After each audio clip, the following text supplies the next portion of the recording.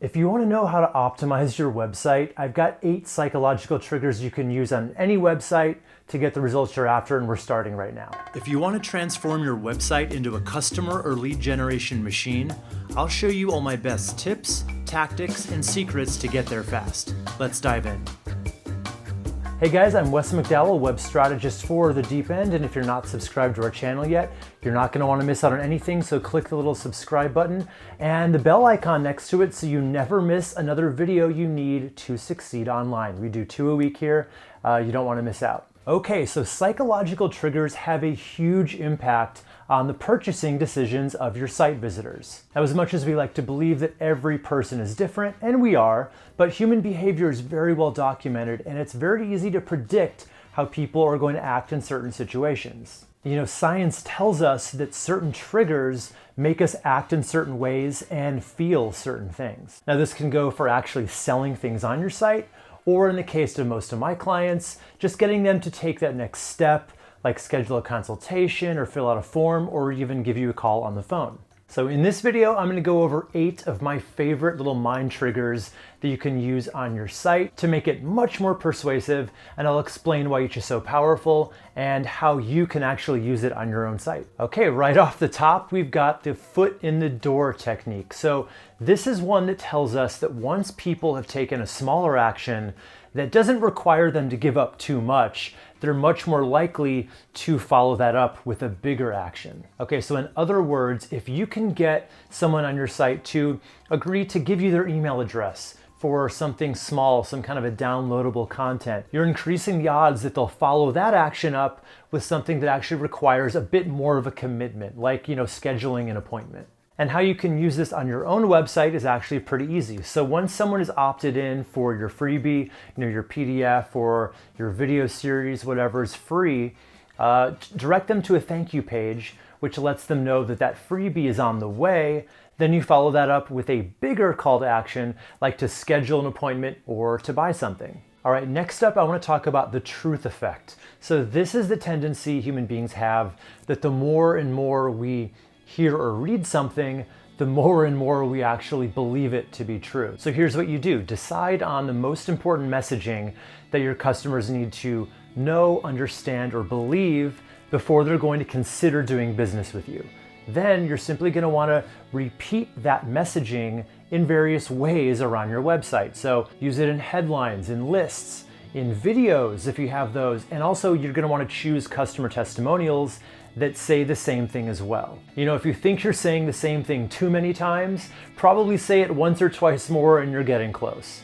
On the Deep End's website, we mention over and over again how important a strategy is to the success of a website. Before we did that, we would mention it maybe a couple times, but then we'd still get a lot of calls and emails of people just wanting a pretty website. They weren't really getting that part of it. Okay, next up we have loss aversion, or as I just like to call it, fear of missing out.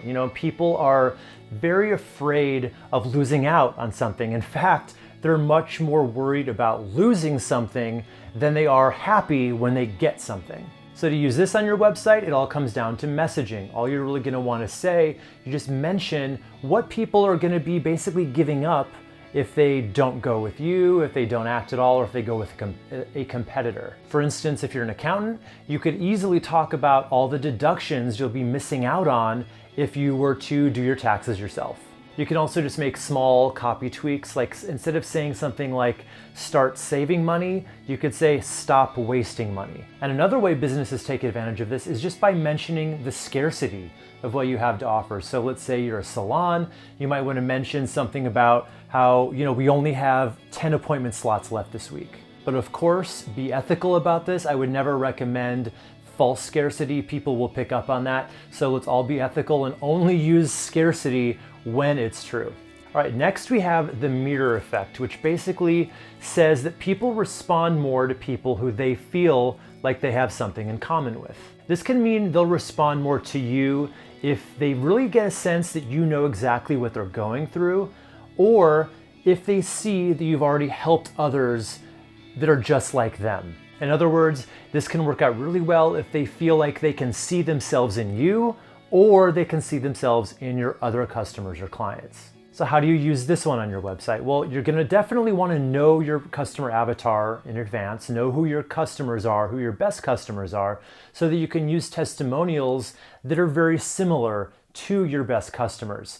The new people will see that you've helped people just like them, and they'll really relate to those testimonials. So, if your ideal customer is a woman in her 50s and you're using a testimonial of a guy who's 24, they're not going to see themselves in that, and it's not going to relate in the same way. Another way to use this is in the copy on your website.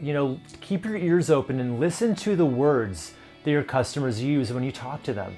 And what you're going to want to do is, as much as you possibly can, reuse those words in your copy. They'll start to trust you more because they're going to start to think, hey, they really understand who I am and what I need. All right, next we have the bandwagon effect. So, human beings are very social creatures, and we do tend to follow the herd in a lot of ways. And we tend to change our opinions and our actions based on what we think other people are doing and choosing. For this reason, whenever we're weighing out multiple options, we always tend to choose the one that we think is the more popular choice. Okay, so how do you use this one? You're basically going to want to say things on your site like, join hundreds of happy customers, something like that, because what that does is it makes it look like, you are the safe and popular choice, the one that everybody chooses. And this is also where having a lot of 5-star reviews or great testimonials comes in, because they can just easily see that a lot of people have already chosen you. And if you actually don't have a lot of reviews or testimonials yet, there's a paid plugin called Proof. If you go to the website useproof.com, you can find it. And what that is it's basically a little plugin where you decide on the action that you want it to record. Let's say it's downloading something or scheduling an appointment or even buying something. So what it does is whenever anyone performs that action, it records it, and then it displays that to the next person on the site. So people can see, hey, I'm not the first one coming here and the first one making this choice.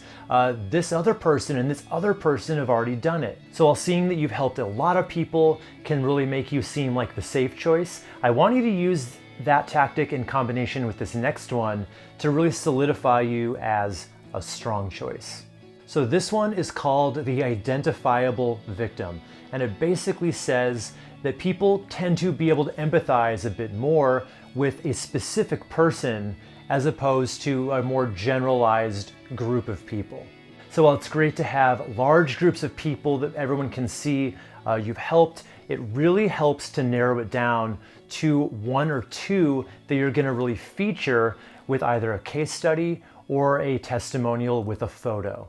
I actually recommend getting at least one video testimonial or video case study so that people can start to see that you've helped the masses, but then they can really identify with one specific person. Okay, the next trigger I want to talk about is actually one that we want to avoid, and I'll tell you how, and that's called analysis paralysis, which is basically whenever human beings are presented with too many options, our brains just tend to shut down and end up choosing nothing and doing nothing. Now, people will always tell you they want as many options as possible, but studies have shown time and time again that it just isn't true, and it ends up confusing people, and they just end up doing nothing as a result. So how do you avoid this? It's all about simplifying your website. Think of the rule of one. You're definitely going to want to write to one person, have one offer, one promise, one CTA, and one clear path forward. And if your website is currently functioning as kind of an information warehouse that people can get lost in, I would challenge you to ask yourself what is important for people to make that decision to contact you or move forward with you. And if it's not contributing to that, it's probably just getting in the way, and it's probably distracting away from your real goal. All right, next up we have the concept of anchoring, which basically says that the first piece of information we hear becomes the standard to which we basically compare everything else we hear to that first piece. So if we hear one price first, every price we hear after that is either going to sound like a good deal or a bad deal in comparison. So let's say you're a wedding reception venue and you have multiple rooms, and the first one you tell people about is $10,000. And then you show them the other option, which is $4,000. Now, that $4,000 may sound high on its own, But when you've started from $10,000 and then gone down to $4,000, now suddenly that $4,000 price tag sounds much more reasonable. So how do you use this one? Well, basically on your pricing page, you might want to start by listing out your most expensive option. They'll see the higher price first, then they'll see the less expensive option, which is going to basically reduce their sticker shock. Now, depending on what you do, I might suggest that you develop a more high-ticket offer for this very reason. And it should be a real offer, something that just includes a lot more value than your normal core product offering. And of course, a much higher price tag to match it. Few people will probably ever take you up on it, but it makes your core offer look much more reasonable by comparison. Okay, now it's time to hear from you, and I want to know which of these psychological triggers are you excited to put into practice on your own site? Let me know in the comments below. Of course, if you have any questions or comments about anything else, put it down there too, and I'll get to all of it and I'll answer any questions I possibly can. Now, if you haven't done it yet, I want you to click on the little circle icon down here to subscribe to the channel. You're not going to want to miss out on any future videos. And if you're interested in stepping up to a more strategic website for your business, I want to talk to you about it. Let's schedule a free consultation by clicking this box right up over here. All right, I'm Wes McDowell for The Deep End, and I'll see you in the next video.